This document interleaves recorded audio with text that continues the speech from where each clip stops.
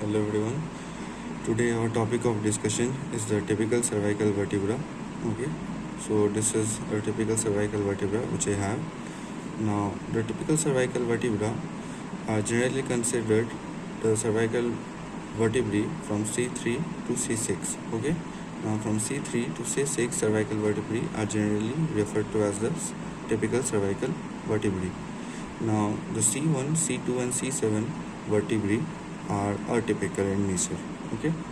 Now this typical cervical vertebrae generally consists of a body which is oval. Okay. Now it has two raised lips on either sides which are known as the uncal processes. Okay. It is known as the uncal processes. Now in the lower surface, see, which is the counterpart of the upper surface, now it has the vivid margins. I hope this is clear. See, these are the vivid margins which you see here.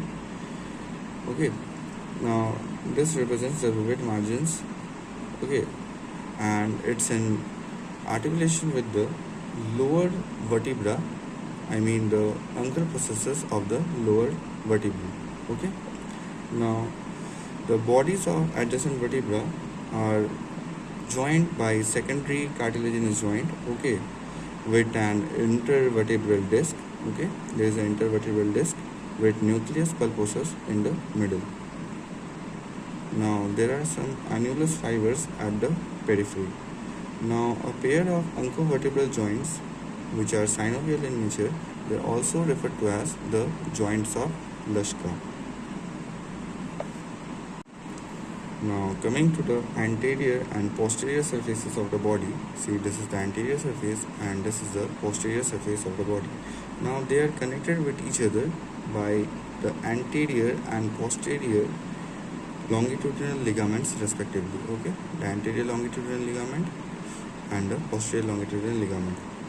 Now there is one prominent vertebral foramen which you see here, this white foramen, which is large and triangular in shape. Okay, now it accommodates the cervical enlargement of the spinal cord. Okay, it will accommodate the cervical enlargement of the spinal cord. Now each pedicle arises by posterolateral aspect. See, these are the pedicles which is here.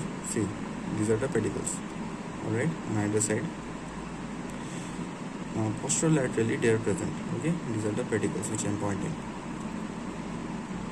Okay, now each pedicle arises by the posterolateral aspect of the body midway between upper and lower margins.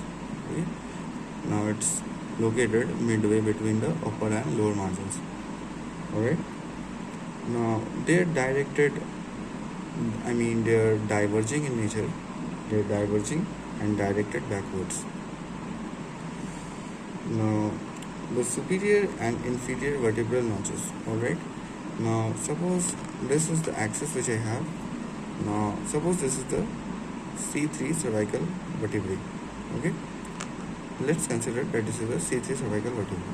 Now when the axis is in relation with the C3 cervical vertebrae, they will form a joint which will be more or less in this way. Okay, now this is the superior vertebral notch which you see here. Okay, so what we see here is the superior vertebral notch on either side. Alright, now the superior vertebral notch will transmit the numerically equal cervical nerve. Okay, so in this case we have considered that this is a C3 cervical vertebrae. So from the superior vertebral notch will be the transmission of the C3 cervical spinal nerve. Alright, now so this is the intervertebral foramen, okay, between the axis and the C3, from where the third spinal nerve will emerge out. Now let's come to the lamina of the typical cervical vertebra. Now these are the two lamina which you see here, these flat bony plates on either side.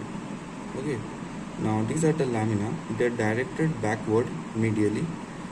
Okay, now the lamina of the adjacent vertebra above and below will be connected by a series of fibroelastic ligamentum flava. Okay. Now the vertebrae adjacent to it, above and below, in the margins of this lamina, they will be connected to each other with the fibroelastic ligamentum flava. Now see, this is the prominent spinous process, which is short, bifid and somewhat directed downward. See, if you see the lateral aspect of it, the spine is slightly directed downward. Now the major attachment of the spine is the ligamentum nuchae. Okay. Now it is one of the important ligaments. Okay. It's more or less connected with every cervical vertebrae. Now it also provides attachment to a number of extensor muscles at back of the neck. Now the typical cervical vertebrae also has a pair of superior articular facet and inferior articular facet. So these are the superior articular facet and these are the inferior articular facet. Now the superior articular facet is flat, it faces upward, backward. Okay. Now it is flat in nature, it's facing upward, backward. And the inferior articular facet, okay, so this is the inferior articular facet, it is directed reciprocally forward and downward. The superior articular facet is directed upward and backward, and the inferior articular facet is directed reciprocally forward and downward. Now these facets form plain variety of synovial joint. Okay, they will form plain synovial joint which permits limited movements of flexion, extension and limited degree of rotation. Now coming to the transverse process of the typical cervical vertebra, see, these are the transverse processes which you see here. Now they're directed laterally and somewhat forward. Okay. Now each process, each transverse process is pierced by foramen transversorium. Okay. So each transverse process is pierced by foramen transversorium. Now it is a characteristic feature of any cervical vertebrae. Okay, this foramen transversorium. Now it has one anterior root and a posterior root. Okay, anterior root and a posterior root. Okay. Now the anterior root possesses one anterior tubercle. Okay, and similarly the posterior root will possess one posterior tubercle. Alright. Now between these two tubercles runs the costotransverse bar. Okay, between these two tubercles will be running the costotransverse bar. Now coming to the anterior root, the anterior tubercle, the costotransverse bar and the posterior tubercle, these structures represent the costal elements of the cervical vertebrae. Okay. Now the posterior root only, now it signifies the true transverse element attached at junction of lamina and pedicle in front. Okay. Now this represents the true transverse element, okay, which is attached at the junction of lamina behind and pedicle in front. Now the anterior tubercle, there is one speciality that in the 6 cervical vertebrae it is very much prominent, and it's called the carotid tubercle. Okay, in 6 cervical vertebrae the anterior tubercle is known as the carotid tubercle because the carotid artery can be compressed against it on applying deep pressure. Okay, because the common carotid artery can be compressed against it on applying deep pressure. So it's known as the carotid tubercle in case of 6 cervical vertebrae. Now the anterior tubercle gives attachment to 3 sets of muscles: longus colli, longus capitis, scalenus anterior. Okay, I am repeating once again: longus colli, longus capitis, scalenus anterior. And the posterior tubercle will give attachment to number of muscles, specifically scalenus medius, scalenus posterior and levator scapulae. Okay, so I am repeating once again: in the posterior tubercle it will give attachment to a number of muscles, specifically the scalenus medius, scalenus posterior and levator scapulae. Okay, on the either side. Now the foramen transversoria, okay, it transmits second part of vertebral artery. Okay, Now it transmits second part of vertebral artery. I think you know that vertebral artery has 4 parts. Okay. Now it will transmit the second part of the vertebral artery. Now it runs from C1 to C6. Okay. The vertebral artery runs from C1 to C6. Now the vertebral artery which passes down here is surrounded by a plexus of sympathetic nerve.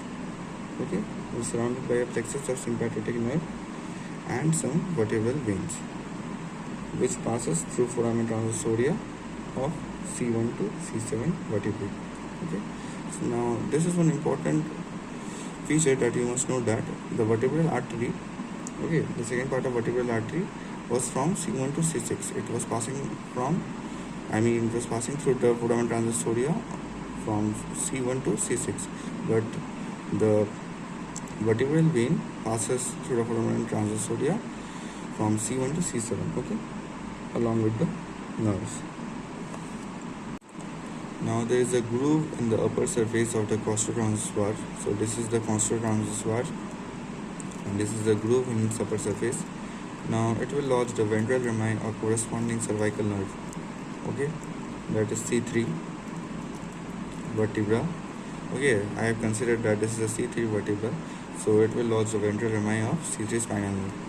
Okay, so this was pretty much about the typical general features of cervical vertebra. Okay, so hope you understood well. Thanks for watching.